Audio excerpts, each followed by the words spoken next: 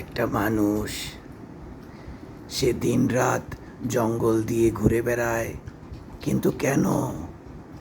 বাঘ সিংহ তাকে দেখে ভয়ে দৌড়িয়ে পালিয়ে যায়, কিন্তু কেন?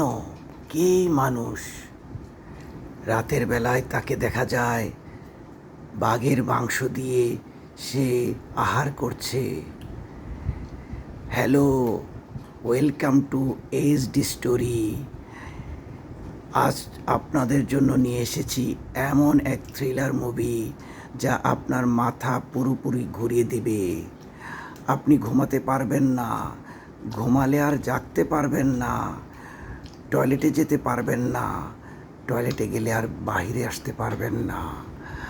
আসুন দেখি এই মানুষটা কিভাবে বাঘের মাংস খাচ্ছে, কেন বাঘরা তাকে ভয় পায়।